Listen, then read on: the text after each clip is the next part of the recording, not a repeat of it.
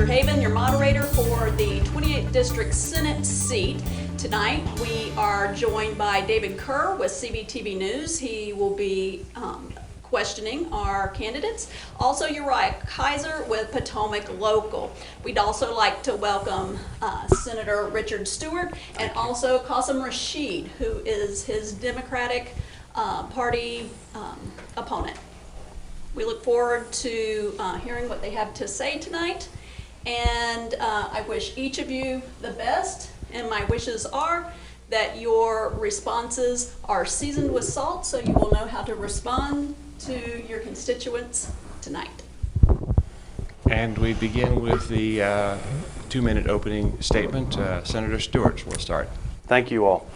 I'm Richard Stewart, and I represent the 28th District in the Senate of Virginia, and I'm running for re-election. I hope I can earn your support. Most of my life has been spent in public service, either as a United States Marine, as a Commonwealth's attorney, or as your state senator. I was raised to believe in community service and service to our country.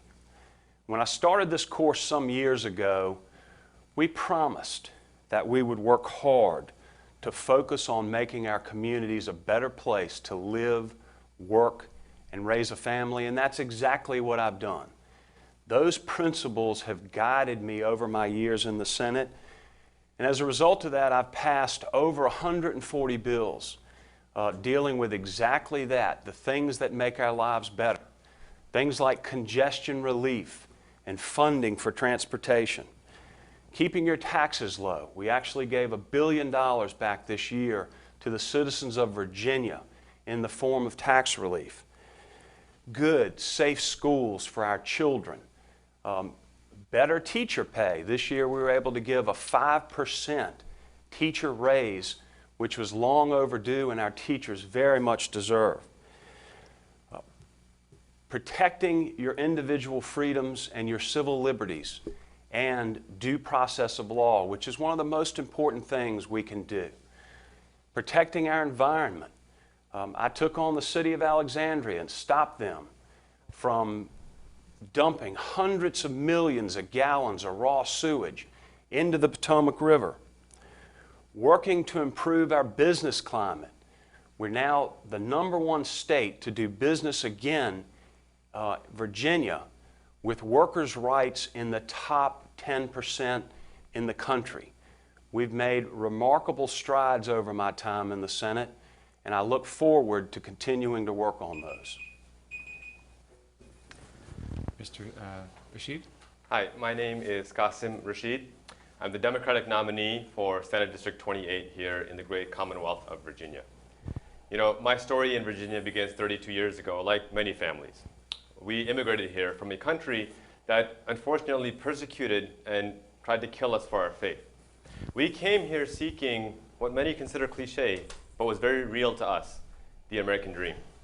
And after years of struggle, with amazing support from our family and friends and neighbors, with the wonderful opportunities that our great country offers, I'm proud to say that we have achieved that and we continue to achieve that going forward. My younger siblings are successful in the business world. My older brother served as an active duty U.S. Marine to honorably serve this country. And I'm a lawyer focused on human rights issues. I fight to protect the rights of Christians persecuted for their faith, because I believe that religious freedom is sacred and no person should be demonized for their faith for any reason whatsoever. I support women who are survivors of domestic and sexual violence, and I support children from low-income backgrounds to ensure they have health care and education access. I'm running for office because I believe in the 3 most important words of our Constitution that begin, we the people. It doesn't say we the corporations or we the lobbyists or we the developers. It says we the people. And I'm fighting a grassroots-funded campaign, taking money only from hardworking Virginians and Americans to ensure that working families have a seat at the table, to ensure that people have enough to eat, they have a living wage, and they have health care to make sure that they do not suffer needlessly. On November 5th, I ask for your support, and in today's debate, I'm going to make my case for you. Thank you. Thank you, gentlemen. Appreciate those opening statements. I am Uriah Kaiser. I'm the publisher of Potomac Local News. I'm joining alongside Dave Kerr of CBTV News. We appreciate you both being here. My first question will involve talking a little bit about this past session in Richmond, and it goes to Mr. Stewart. Mr. Stewart, to call this past legislative session contentious would be an understatement. So my question to you is, after so many Democrats and Republicans urged the governor to resign after the blackface scandal in February, you did not. You did not urge for his resignation. Can you explain why you did not, and how you will then, if elected, go back to Richmond and work in the legislature with your fellow legislators and the governor? You're right. First of all, we had a great legislative session. What you saw were headlines in the papers, but we accomplished tax relief to Virginians. We accomplished a 5% teacher pay raise, and that was just the beginning. The scandals that were a part of this session with the governor and with the lieutenant governor, very unfortunate, very disturbing in many respects, but I stood up for the governor for this reason. For 30-some years, this man has dedicated himself to public service. He was an Army doctor. He took care of sick vets. He takes care of sick children for a living. And a lot of people make mistakes, all of us in this room included. But I don't think one person should be judged by one mistake for a lifetime of work. And he's a Democrat and I'm a Republican. But I intend to continue to work with him. He and I are working on a lot of issues. Thank you, Mr. Stewart. Appreciate your response. Mr. Rashid, it was a contentious session in Richmond last year. If you're elected, how will you go forward to work with legislators and the state's top elected official after so many called for his resignation? Well, I did not call for the governor's resignation. I did, however, publish an opinion editorial for NBC calling the act of blackface racist and insensitive. And I think this goes to the importance of dialogue in these kinds of situations. We have legislators who are trying to deny American history or the fact that we need to reconcile with some of our racist past, people who are praising Confederate soldiers as American heroes. These are people who committed treason against the United States and would spit on our great American flag. So I think we need to reconcile this. In my conversations with the governor, I have told this to him directly, and to his immense credit, he's acknowledged it. So in the next legislative session as senator, I will continue to work to bring people of different faiths and backgrounds and races together so we can be a stronger Commonwealth together. Thank you, gentlemen. Next question concerns rural broadband. It has to do with a major impediment to economic growth in Virginia, namely the lack of availability of rural broadband at high speed. It affects your district in various places and a lot of Virginia. What would you do, or have you done, to promote access to high-speed rural broadband? Well, the first thing that I would do, I'm already doing, is that I'm rejecting money from the major communications companies who are stifling progress on rural broadband. The statistics show that roughly 53% of Virginians who live in rural areas don't have access to rural broadband. And when you look at the experts and scholars, a recent Duke University report came out that showed that when you have major corporations like Verizon taking the lead on this, they will never actually implement rural broadband because it's not in their best financial interest.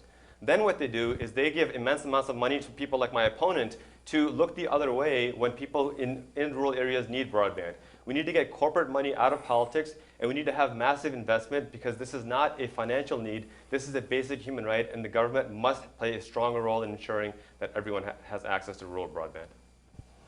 Thank you. Senator Stewart, your response? This year we were able to get $20 million in the budget to help extend broadband to rural localities. It was a big deal, and we continue to try to get more money.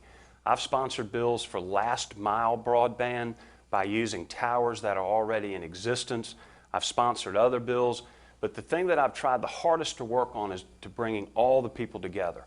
If you have the company, if you have the state, the locality, and the customer, there may be a way that we can work this out. And so what I've tried to sponsor and get folks to do is to have customers that are willing to have long-term contracts, the locality, Stafford County, for example, to put in a little bit of money to help bring that broadband in, try to get the developers to put in a little bit of money to bring the broadband in, the state and the company. So if you form that 4- or 5-way partnership, we actually can bring that broadband in and people can benefit from it. It's a tough thing to crack because it's got to be a formula where people actually make money and they can afford to provide the service. And so that's one of the things I've worked on. $20 million sounds like a lot, but the experts estimate that we need about $8 to $9 billion to bring in broadband effectively. And if it was going to be simply a matter of bringing people to the table, it would have been done a long time ago. And this is the problem when you have corporations who purchase the willpower of politicians. We need to reject corporate money and recognize that broadband is a human right. We need to have investment to ensure every Virginian has access to broadband. All right, next question goes to Mr. Rashid. With the Amazon HQ2 location to Northern Virginia, development, they say, is coming for us all. Not only will tens of thousands of new Amazon employees come to our region, but so will those dry cleaners, doctors, lawyers to come and serve these people who will be working at Amazon. We have some of the nation's worst traffic congestion, and many are wondering if we should extend Metro to our neighbors in Prince William County. So will you support a state study to look at the extension of Metro to Prince William County? Or what other transportation alternatives or options do you see to help as we're faced with the growing pressures of Amazon? Yes, I would support that study, and I would also point out that actions speak louder than words. In the time that my opponent has been in office, I was surprised he mentioned congestion relief as his top priority in his opening statement. The I-95 corridor from DC down to Stafford has become the single worst traffic corridor in all of America. We're a massive nation. It takes a lot of negligence to make this corridor the worst in the entire country. And part of the problem is, again, when you have developers funding politicians for the needs of developers, not for the needs of the people, this is the end result. What we need to do is focus on ensuring that the people who are being affected by this development are at the forefront, and that these studies don't look at the needs of the corporations, but look at how it impacts schools, affordable housing, and infrastructure. That is how we move forward. Thank you, sir. Mr. Stewart, Metro to Prince William County, is that the answer? And if so, would you support a state study? I'm always willing to support a study, but I have my doubts about that. I have my doubts about what it would cost, the benefit from it, the way Metro is run with the financial difficulties that it has currently, and I suspect it will continue to have. I don't think it's the answer. What I've done is I put in a bill to dedicate all of the internet sales tax that Virginia collects to be used for transportation. I'm also working with the governor and Secretary Valentine to use the shoulders on I-95 as lanes for travel during peak travel times. I've worked with the localities, and I've worked in Richmond hard to give the localities the tools that they need to try to manage growth. I'm the guy who put in the impact fee bills, which means developers have to pay. They have to pay for the infrastructure when homes are built in our community, and I've fought for those sorts of things, and I suspect that you will see a great deal of effect from those as we go forward. Thank you, Mr. Stewart and Mr. Rashid. Again, actions speak louder than words. He can talk about bills he's proposed, but the reality is that this is the worst traffic infrastructure. We have zero affordable housing. We need to get the developers out of the politicians' pockets if we want to move forward. Thank you both. Go back to Mr. Stewart. The Equal Rights Amendment to the Constitution, Equal Rights for Women, came up as in the Senate where it passed. It failed in the House. It's going to come up again. Virginia will be the 38th state if it's ratified. Where do you stand on the Equal Rights Amendment? It seems like going back in time to the 1970s where we were asking the same question. But I start with Mr. Stewart. What's your position on the ERA and why? David, I support equal rights for all. And the ERA, though it is incapable of being ratified, I have supported in the past. Actually, last year, not this past session, but the year before, I voted for it, and I had voted for it before in the past. This year, I voted against it. And the large reason was there was an amendment on the bill for discussion, and it talked about abortion neutrality. If it's adopted, it would only be a state ERA. If it was adopted in its current form, it would then probably require state-funded or taxpayer abortions. It's something that I don't agree with. And so I voted against it this time. If we can get the abortion-neutral language in it, then I would support it. Mr. Stewart, I want you to clarify, you said that it is not ratifiable. Is that by the state legislature or the federal government? It's not ratifiable by the federal government because it's past its time. It's out of time, and so it becomes a state ERA, and that's all. Thank you. Mr. Rashid? I'm concerned that my opponent doesn't realize we already have a state-ratified ERA in Virginia, and this red herring that this is an abortion issue is something that just magically appeared last year. It has never been brought up before. In fact, the text of the ERA hasn't changed whatsoever. So to vote for it and then to have some kind of a moment of realization where somehow abortion is involved, again, is contrary to the facts. And then the claim that it's not ratifiable is, again, not based on facts. Plenty of legal scholars have demonstrated that this is simply a matter of Congress extending the ratification process, which they absolutely have the right and ability to do. My opponent has voted consistently against equality for women and the LGBTQ community, and we're going to share these results on our social media page with the actual bills he voted against. So for him to stand up here and say he's for equality when his actions have said otherwise is deeply concerning.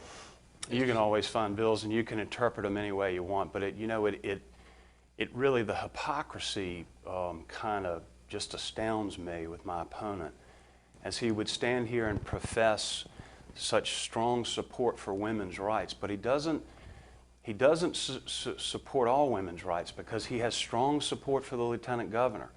And what about these young women that have made their accusations? Why aren't they getting due process? Why aren't they getting any support from my opponent, as he professes to be such a strong supporter of women's rights? My record's proven in the Senate. We're going to move on. Yes. Your next question. Okay. This goes to Mr. Stewart. What additional measures would you support to help improve the environmental quality of the Chesapeake Bay? 1 minute. Probably the most important thing we can do right now is stormwater management. And I've worked really hard on this in my time in the Senate. I've passed a lot of bills. I've been the Legislator of the Year for the Bay Foundation and many other organizations working on the Chesapeake Bay. I was the guy who got the bill through to stop Alexandria from dumping hundreds of millions of gallons of raw sewage into the Potomac River. They're going to soon clean that mess up, and it was a tough fight taking on the city of Alexandria. Stormwater management is the biggest thing that we can focus on right now. It's the biggest bang for the buck. Every time you have a hard rain, though we haven't had much lately, it washes everything down into the roads, into the streams, and ultimately into the rivers and the bay. And the bay and the rivers can't cleanse themselves from it. So we've got to focus more on stormwater management ponds. We've got to have more ways to try to filter this with filter strips. There are a lot of ways we can do this that are cost effective. Thank you, Mr. Stewart. Mr. Rashid, what measures would you take, what additional measures would you take to help improve the environmental quality of the Chesapeake Bay? 1 minute. Well, I want to clarify one thing. My opponent has flat out lied. I do not support the Lieutenant Governor. I have never supported him. I have never even met him. And I'm happy for there to be a full investigation into these accusations. So I would respectfully ask not to lie to the public. As far as the Chesapeake Bay, I have been endorsed by the Sierra Club, the nation's oldest climate justice organization. My opponent has an F rating from them. He has an F rating from the League of Conservation Voters. And in fact, tomorrow night, there's a debate with the League of Conservation Voters that he is refusing to attend, which begs the question, what is he really focused on? Furthermore, on my drive here, I got an email from someone at the Chesapeake Bay lamenting that my opponent is taking money from Omega Protein, a corporation that is polluting the Chesapeake Bay. This is a Canadian-owned corporation. So again, his words say one thing, his actions are quite different, and that is what we should look at. Mr. Stewart, would you like to respond? My environmental record is proven, and you can look at the bills that I've put in. As far as Omega Protein, they create 300 jobs in Virginia's northern neck. They're very important to the area. They are a good steward of the resources, and they have no record of pollution. Thank you very much, gentlemen. The next question, we'll start with Mr. Rashid. Virginia Beach was witness to a mass shooting earlier this year, very, very grim. There have been several mass shootings just this year throughout the country. Some legislators and various activist groups asked the Commonwealth to enact background checks and red flag laws. Others would like to ban certain semi-automatic rifles and limit the size of ammunition clips. What's your position on this issue? I know it's a broad question, but if you could respond? Well, you know, I was raised, my parents bought us a gun when we were very young. My brother was 16, it was his birthday gift, and we went hunting. And as an active duty Marine, he brags about the fact that he's shot expert every year because of the lessons we got in guns at a young age. So I'm a strong believer in the Second Amendment and in the right to self-defense. But I also agree with the majority of Virginians that we don't need to compromise the Second Amendment to ensure that people are safe and there's public safety. 91% of Virginians, Republicans and Democrats, support universal background checks, which we don't have right now. 82% support red flag laws, which have proven to decrease the rate of death by suicide. And 80% support gun registration. My opponent opposes all of these things, which is not only extreme and contrary to what the vast majority of Virginians want, it's resulted in ongoing deaths of up to 1,000 a year in Virginia. That must end. Senator Stewart, your response. Thank you, David. Again, I have a strong record of supporting the Second Amendment. With regard to background checks, I think there are things we can do to tighten up background checks at gun shows. The idea of universal background checks, if I transfer a gun to my son or to one of my friends, I could potentially be a felon. That needs to be thought through very carefully before you enact something like that.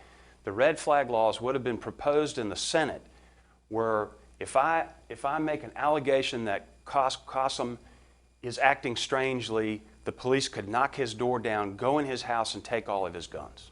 That's unconstitutional. That is without due process of law. There are ways that we could do it. We could create a cause of action where you could take someone into court and have a judge declare them unfit to possess guns. But that's not the way some folks want to go about it. So there are ways to accomplish this. There are ways to work towards this which protect our due process and our civil liberties and are not unconstitutional. Well, again, the red flag laws that I'm speaking of require a judicial involvement, require due process of law necessarily, and to propose otherwise is simply ludicrous. Look, you know, I was a junior in high school when the Columbine attack happened. In the 12 years that my opponent has been in office, we've had literally thousands of mass shootings. To claim we still need more study is simply, people can't wait any longer. We need to act. We have the research, we have the scholarship, we have the proven models. It takes political will. I will act to protect the Second Amendment and protect public safety. All right, gentlemen, thank you. The next question goes to Mr. Rashid. Democratic Delegate Kathy Tran's bill got a lot of attention this year when she talked about late-term abortions. The governor went on WTOP radio and got even more headlines when he talked about how that process would work. So what is your position on abortion legislation in Virginia? Well, I would dispute the premise of that question. Delegate Tran didn't talk about late-term abortions. She spoke about a bill passed in the 1970s by a Republican legislature, signed into law by a Republican governor. And the purpose of her bill was simply to say that the current requirement when a mother's life is in danger and there's a catastrophic incident requires 3 physicians. Let's just make that 1 physician because 1 physician should be competent enough. And that's pretty common sense. The fact of the matter is that 72% of Virginians agree on this issue, that on this important, intimate matter, we need to trust women. We don't need a big government politician in the doctor's office telling women what to do. We need to trust women, their physicians, and their loved ones. This is the majority view. 72% of Virginians, Republicans, and Democrats support this. We should trust women, not tell them what to do. Mr. Stewart. Delegate Tran's bill shocks the conscience, and I don't know any other way to say it. Delegate Tran testified in committee that this bill was to allow abortion up until the time of birth. It is shocking to the conscience. And I don't believe that 73% of Virginians or Americans support that. It is a bill that when I read it, it hurt me to my core, and that's the only thing I can say about that bill. Well, I would ask you to reread the bill, Senator, because that's not what the bill says, and that's not what 73% of Americans support, and that's not what I said at all. I mean, part of the problem on this issue is that we're not dealing with facts. I would encourage every person watching this to go look at that bill, passed by a Republican legislature, signed by a Republican governor. That's the law of the land. No one is trying to change that land, and to claim otherwise is not only malicious, but it hurts women, it hurts our community, and it denies what 72% of Virginians want. That is that we must trust women. We don't want big government dictating private lives. Thank you very much, gentlemen. The next question concerns a very poignant topic. More people in the Commonwealth have died of opioid-related deaths than they have in car accidents just last year. What are you doing, or would you like to do, if you're in the Senate next term, to help mitigate this problem? Did that go to me or to? Start with Mr. Stewart this time. Sorry. It is a devastating epidemic, and I think it's touched all of us. I actually had an acquaintance, friend, that suffered from this, and a lot of us didn't know it, and ultimately it killed him, and it just really sad. The addiction apparently is so strong, people just don't know how to deal with it. So we've got to focus on treatment, and we've got to have more money for treatment. I know that Congress is allocating more money to try to help with treatment for this. The other thing we've got to do, we've got to work harder to hold dealers accountable. And we have tried to do that in the Senate. We have passed a couple bills recently. What happens is people, we need to hold dealers accountable, but not accommodees accountable. So that when a person is doing these drugs and they're with another person that probably got the drugs for both of them, we need to give that person comfort in knowing that they can call the ambulance and they can get Narcan to save their life without being prosecuted while prosecuting the actual drug dealers. Thank you, Senator. I appreciate that. Mr. Rashid. Well, I think this is an important discussion. My good friend from law school, Ryan Huffman, died last year of an overdose, so I know how personal this is for a lot of us. Fortunately, the Democrats last year helped pass Medicaid expansion, which has given healthcare access to over 300,000 Virginians so far. And 20,000 of those are folks who are suffering from opioid addiction, which is an illness. And as a result of Medicaid expansion, these 20,000 Virginians, many of them you may even know, are now getting treatment, and they're getting healthy, and they're getting back on their feet. My opponent voted against Medicaid expansion, and he has promised that if reelected, he would vote to repeal Medicaid expansion, which not only would devastate the lives of over 300,000 low-income Virginians, it would put 20,000 people back on the street. Now, is Medicaid perfect? No, but it is working, and we need to improve upon it. We cannot allow these people to suffer and die. We must continue to support them and provide a practical solution to this opioid crisis that comes from health care, not from pontification. Thank you, Mr. Rashid. Medicaid expansion is a horrible way to do business. It's a horrible way to do business. You drive up the cost of health care for everybody in order to serve a very small population. This small population was already getting treatment. They were already getting treatment through free clinics, through the hospitals. We have to treat people, even if you can't afford it. That's the law in America. What we need to do is bring the cost of health care down for everyone across the board so everyone can afford it. There are a lot of people out there in the gap between Medicare expansion and others that are having difficult times and simply can't afford to do anything. I believe Medicaid expansion actually made it worse for a lot of those folks. It's made it worse for the community service boards and others. And there's a better way, and that's the way we need to work, is towards bringing it down for everybody. Thank you, gentlemen. Thank you, sir. Right. Questions for Mr. Rashid? There are a lot of veterans in Virginia, veterans of Iraq and Afghanistan wars, and many have had difficulties adapting to civilian life. What ideas do you have for helping these veterans? You know, my brother's a veteran. He served active duty in the Marine Corps, and I know firsthand the lack of resources provided to veterans because I've seen the suffering and struggle that he's gone through. Again, you know, while my opponent claims that it's helping a very small population, Medicaid expansion has been a great support for veterans who are low income because it also provides mental health treatment. Let's not forget, 22 veterans a day commit suicide because of mental health struggles, because they can't get the support and the medical treatment they need. To claim that they can simply walk into a clinic and get free treatment is not only not true, it's demeaning. People deserve high quality health care, especially our veterans who have gone to war for us and done everything they could to protect our life and our safety. So I would further expand Medicaid, and I would try to introduce more support so that those who are struggling with mental health, those who are struggling with readjustment have resources, not at an additional cost to them, but as an obligation that we as a people must provide to them. Thank you, sir. Mr. Stewart? I think veterans get care through Veterans Health Organizations. I'm not sure they're using Medicaid expansion. I have sponsored legislation over the whole time I've been in the Senate to support veterans, and I work very closely with all the veterans organizations to get them free tuition at colleges, their spouses, their children. One of the first bills I sponsored was to give tax relief to disabled veterans.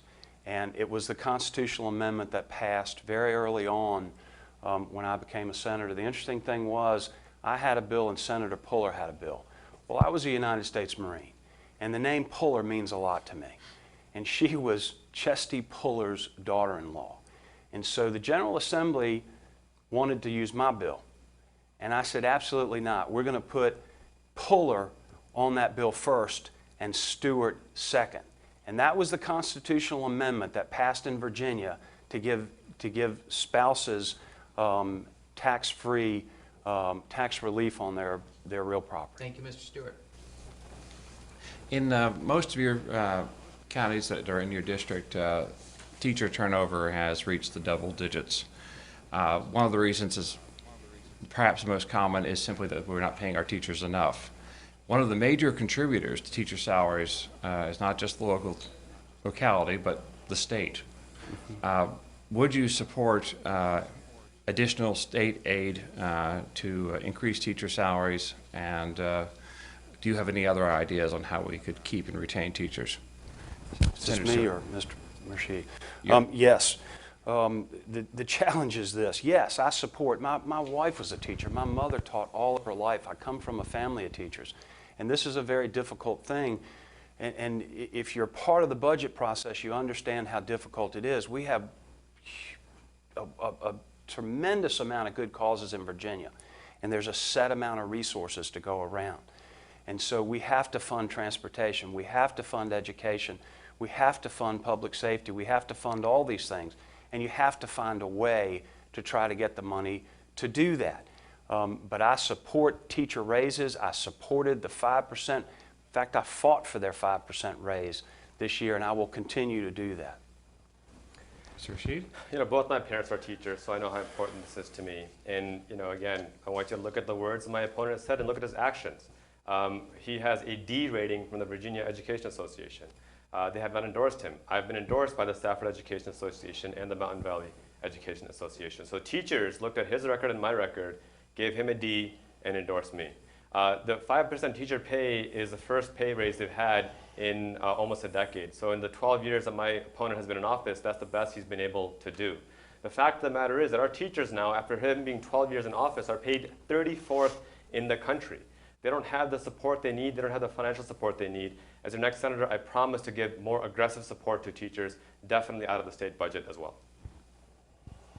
My record is very clear on supporting money for teachers, and I fought for teachers at every turn. With regard to the VEA, the Virginia Education Association is made up of some teachers.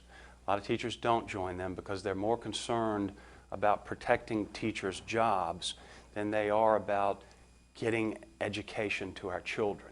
And there's a big difference.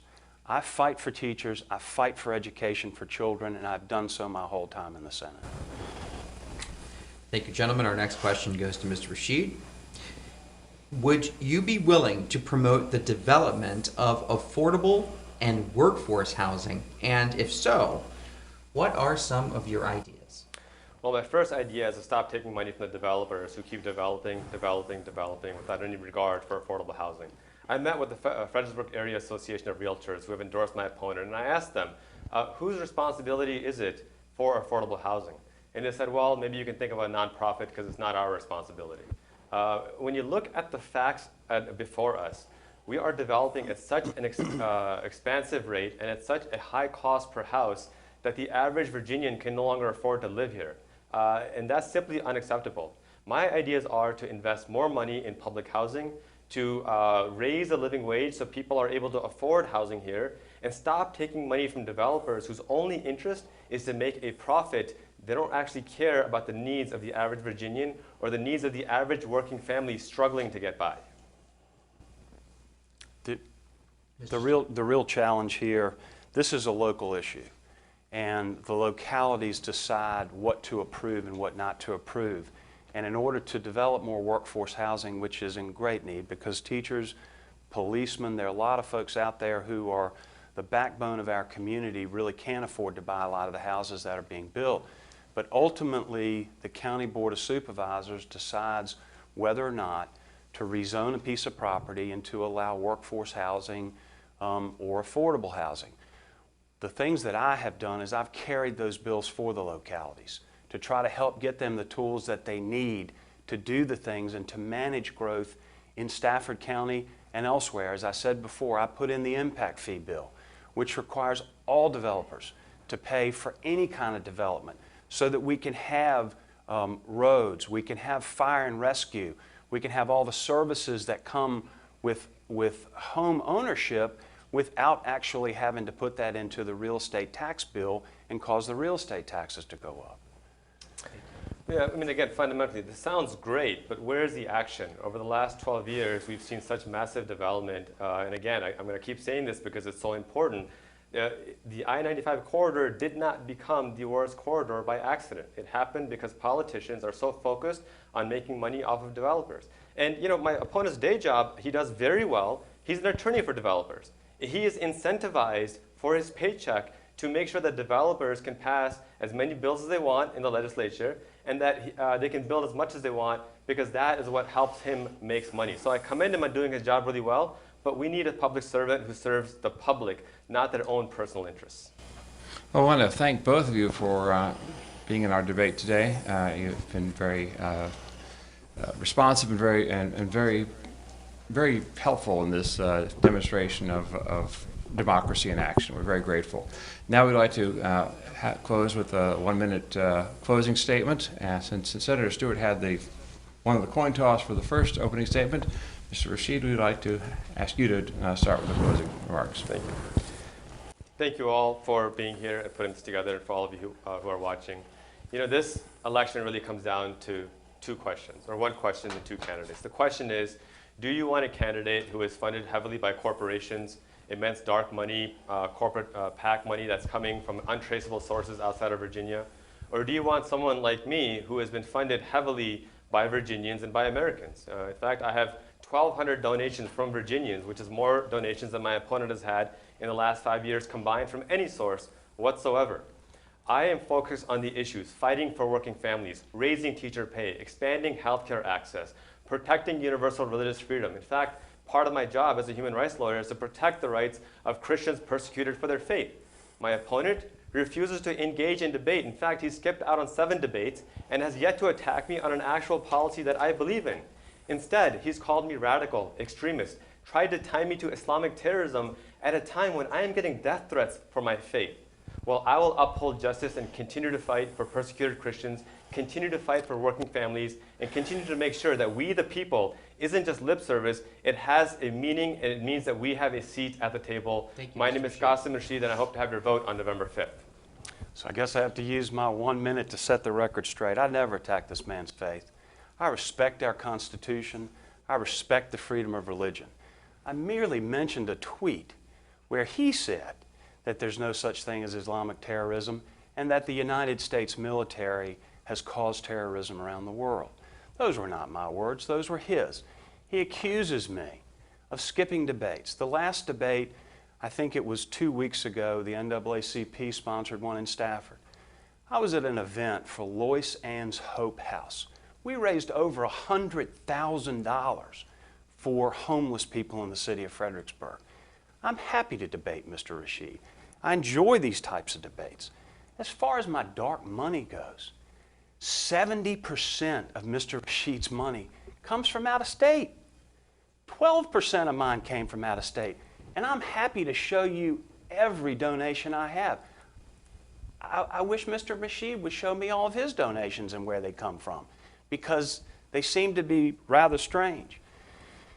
I've worked hard in this district to improve our quality of life, and I appreciate the opportunity that the people have given me to do that. Thank you, Mr. Stewart. Thank you. And we'd like to invite our moderator to close the debate.